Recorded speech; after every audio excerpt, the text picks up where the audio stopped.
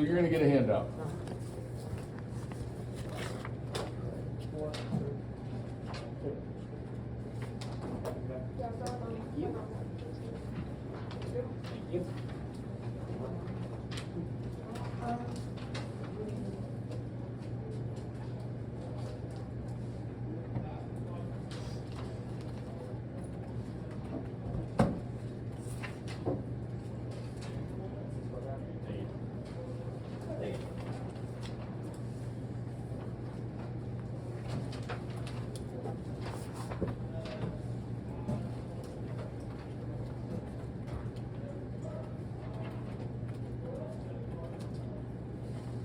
Alrighty, what's up everybody?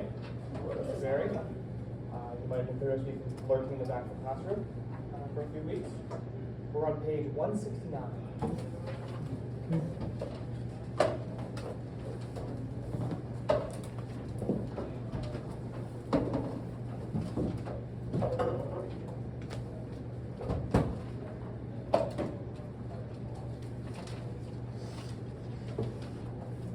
You all there? Baller. So, we're on Central European Monarchs class. We're talking a lot about Germany and the struggle to leave Germany. But Germany's an entirely different country, and it's all the way in the past, so that's a different country squared. So, just to get a lay of the land, right, on 170, you'll see a handy-dandy map of Europe. This has been referenced a few times in the lessons I've been here, but I don't think, did you guys ever properly explain what the Holy Roman Empire was, other than just like another country? No, they should know the Holy Roman. Yeah, so can anyone answer why, right, this is a map of Europe, all the different kingdoms and empires are all one solid color, except for right in the middle, see that like red outline? That's the Holy Roman Empire. But why isn't that one solid color? Guesses? Because they were all different countries, but weren't they like all united under the power? Yeah, the Holy Roman Empire is kind of weird. It was, at this time, I have the number here, about 300 independent German countries that all were just united by the fact that they all believed in Christianity and the fact that they were all German. But these are basically 300 independent countries. That's why you can see this big green blob that just says small German states. But generally, throughout like all of Holy Roman history, Austria, the Habsburgs in Austria have been the leaders. We talked about the Habsburgs at least on Wednesday, with Charles V and how he controlled Germany and Spain. Then he retired, gave Spain his son Philip, and then we talked about Philip's reign. But he gave Austria and Germany to his brother, and so we're going to kind of follow the other side of that. Talk about what happens in Germany during this time. We also talked about the Protestant Reformation. You guys covered this earlier. And what does the Protestant Reformation do, especially in Germany?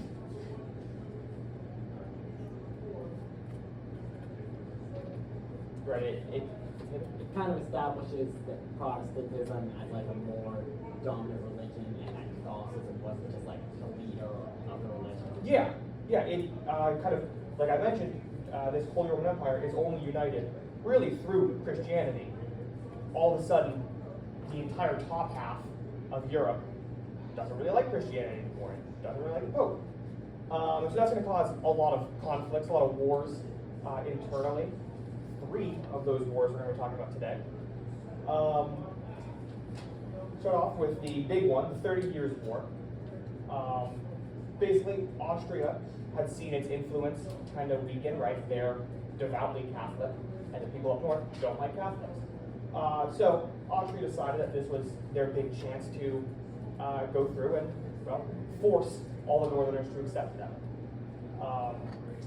Your book splits this war into 2 different sections.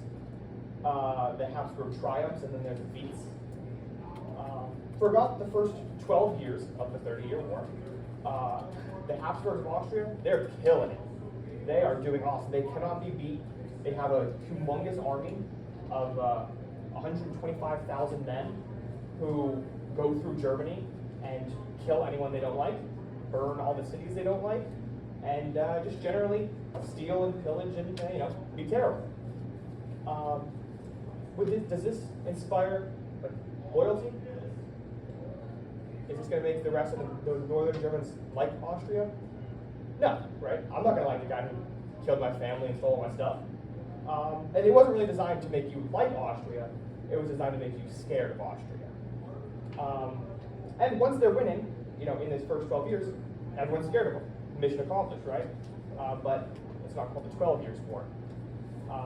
And for the back 18 years, the Habsburgs lose big time.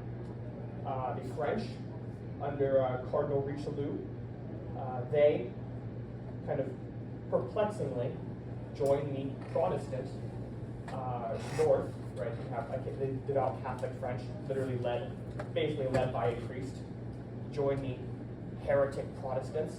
But that's because the French didn't like the Austrians and any chance to stick it to Austria. You also have the Swedish joining in, and these two larger countries do a sufficient job at beating Austria. They kill a bunch of their armies, they devastate Austria itself, and generally it's just a bad time to live in Germany. I think the book says that like 4 million people died in the 30 Years' War, and the entire country was devastated, right? Tons of villages burned, tons of people killed.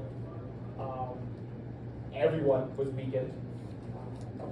But it all ended with the Treaty of Westphalia, and your book has like a list of all the stuff that the treaty did. But the most important, at least for like this story, is that it kind of cemented the fact that the Habsburgs of Austria weren't going to get the North. Right? The North can pick their own religion, they can separate from Austria, and Austria obviously not happy about this. But that kind of creates a power vacuum in the North, right? Austria is clearly leading the South, but who's leading the North? You have all these small states, they want to become, the new kings in the North. They want to, rule over, influence the region. If we pay attention to, if we look on a map, there are two small states. You see there's Prussia, right surrounded by Poland, and Brandenburg in orange. Those two would unify, create the Kingdom of Prussia. Right? They're going to try to be the new top dogs in Germany. Okay. So here's all, I'll give you guys a choice. Do we want to talk about the guy named Frederick, or do we want to talk about a girl named Maria? We're talking about both of them. So first. Let's go with Maria. Maria? Okay, baller. So the king of Austria, he dies, as people tend to do. And he doesn't have any sons. Generally a problem in these medieval societies. But he does have an eldest daughter. So she takes the throne. Can we already sense what the problem with this is, at least in this time? What's up?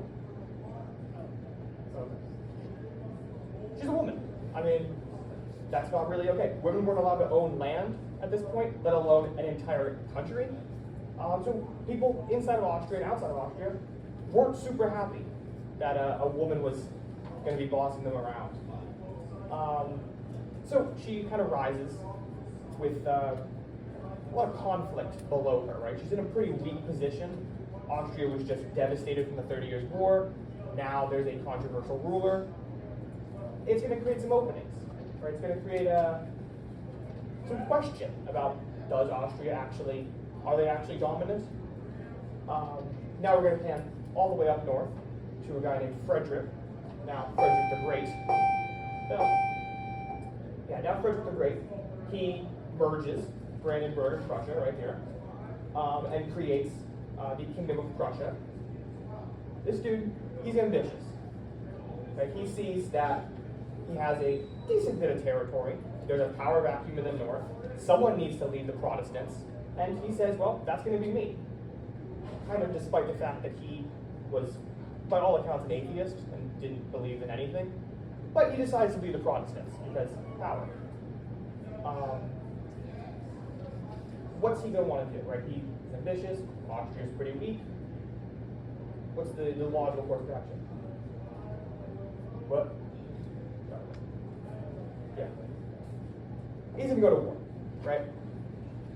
He's going to go to war in what's called the War of Austrian Succession. It's a whole thing about who sits on the Austrian throne. It's a civil war that Maria Theresa is fighting to prove that she can be on the throne. But he's going to kind of take advantage.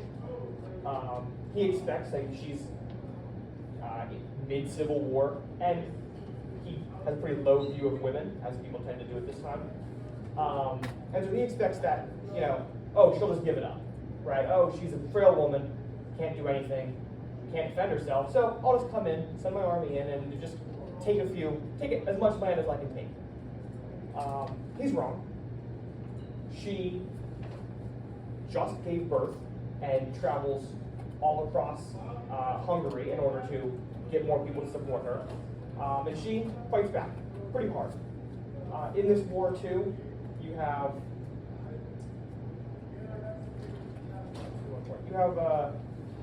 the rest of Europe begins picking sides at this point.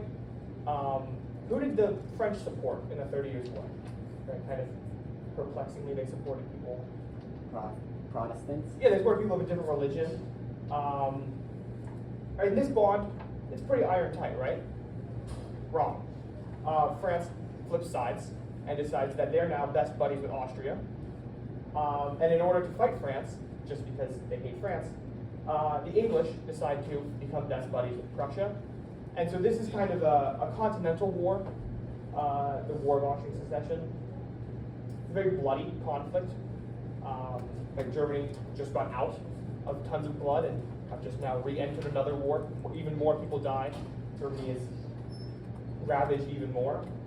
But in the end, the Prussians do win the war. It's very, very costly.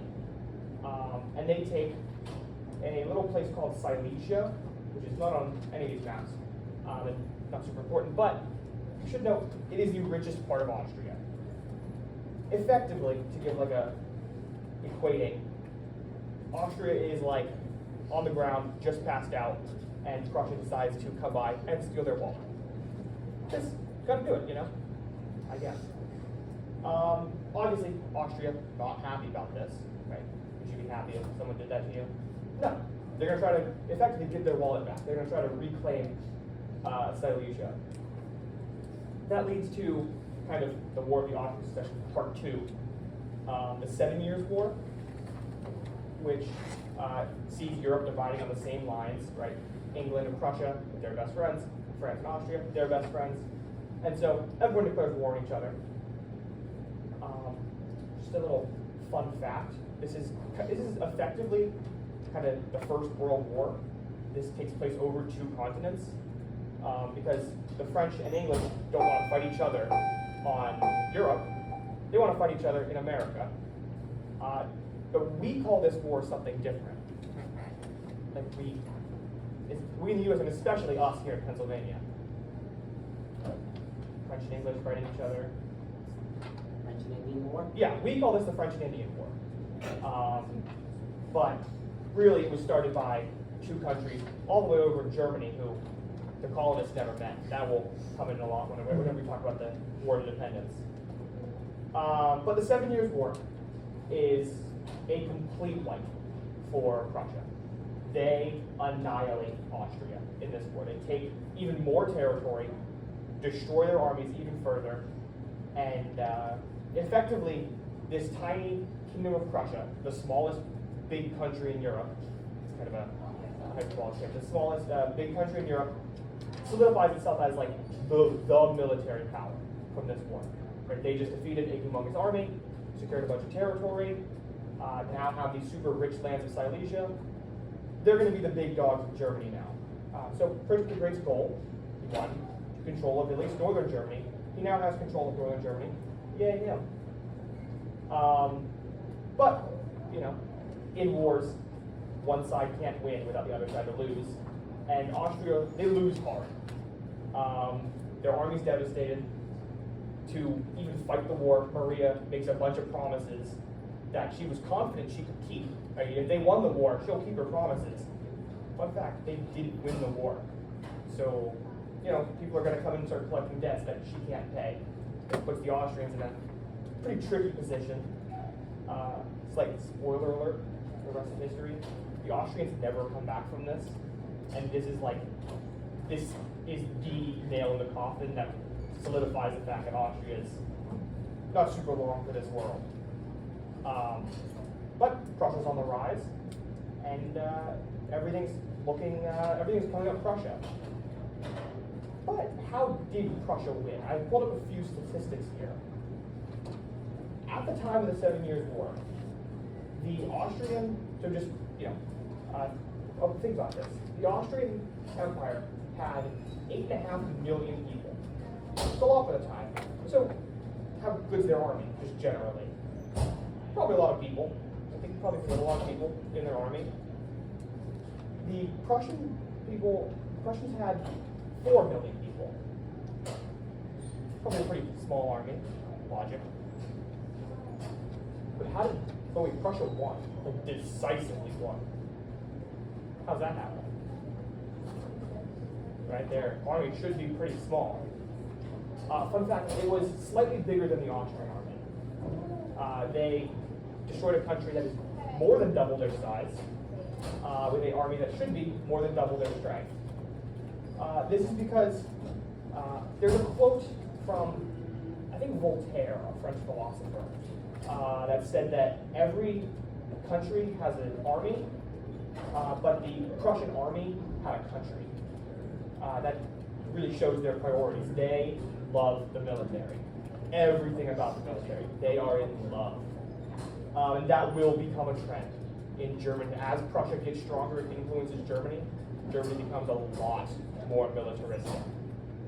They get a much bigger army and a lot bigger ambitions. And this even goes into World War I and the start of modern European history. Just to kind of really emphasize this. Kind of pulling this out. The United States, is famed for having a pretty good army, right? So we spend a lot on our military. How much of our yearly budget goes to the military? Like in percent. 40%, okay.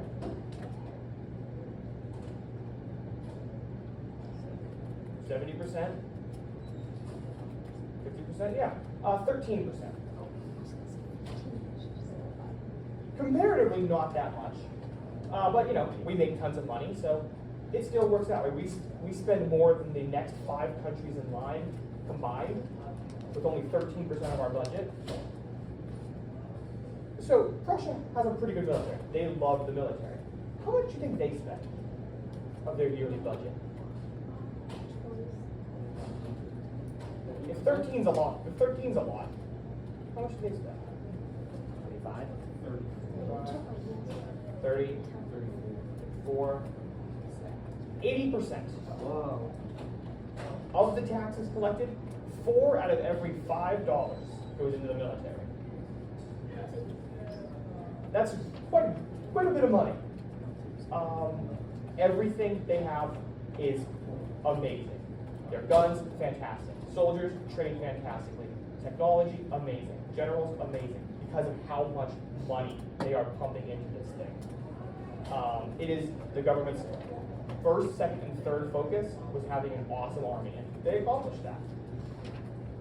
Kind of interestingly enough, though, Frederick the Great, their leader at the time, he didn't like the military. Okay, he's pumping all his money into it. He hated military stuff. He hated being on campaign. He was an amazing general, but hated it. He hated it so much. He would, in fact, rather be at his estate painting, or reading books, or just doing anything else.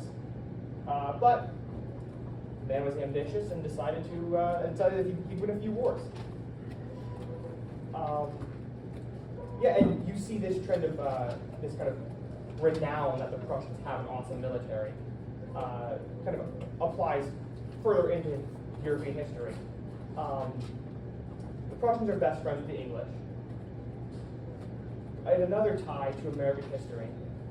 Whenever Washington crossed the Delaware, and he assaulted the fortification.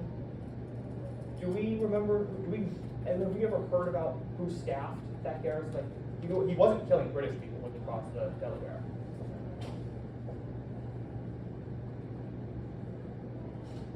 So take a shot in the dark at who staffed that fort.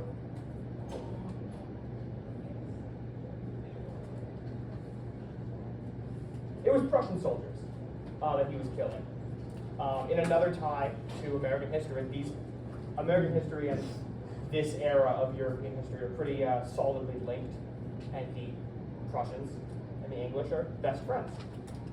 You can even continue to see this in the fact that a lot of, in fact, the royal family of England is ethnically German. They come from the line of Prussians and inherited the Kingdom of England. So when these two countries begin to really like each other, anything England does, Prussia joins in.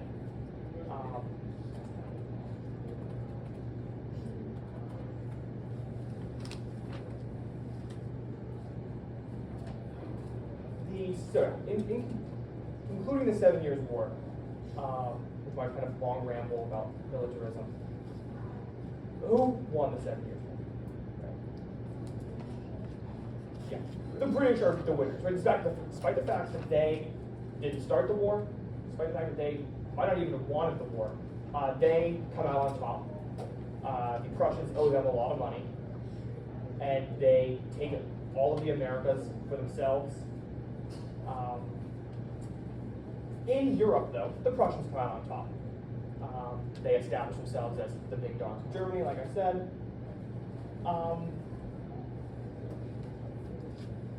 And in this whole region of kind of Eastern Europe, right, you can see all the countries of Eastern Europe on the map on 170. How do we think they feel about the fact that this massive kingdom just rose up basically overnight, developed a humongous army, beat one of Europe's oldest and strongest powers, and is very ambitious and wants more? Right? How are they going to react? How is Poland, Russia, all the other powers going to react to this? Probably not well. Probably not. Yeah, they're scared, right? You have this guy who is pretty scary and looks like he's going to want more from you. In fact, there are several more wars that Frederick wages against Poland, and he wins all those decisively. And so the rest of Eastern Europe is going to be pretty scared. It's going to kind of give them a shock to their system that forces at least Russia to try to modernize, try to reform themselves, try to make a bigger army. And I'll cover that on Monday, with the absolutism in Russia.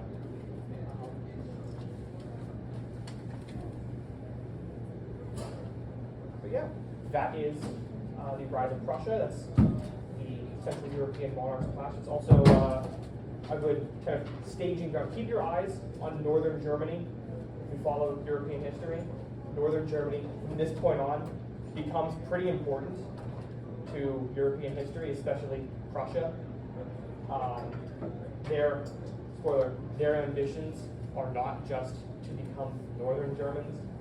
They kind of want everything, and they develop a military to do it, and that will lead Europe into a few pretty grisly wars, a few pretty costly times.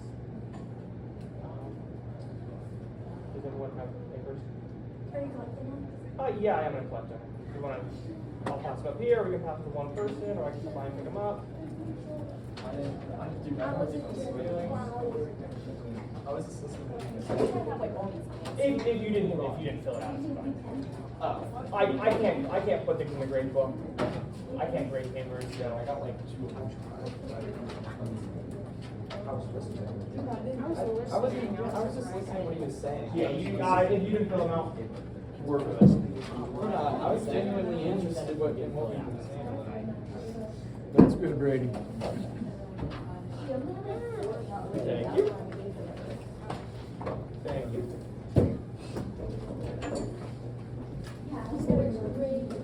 Well, whatever.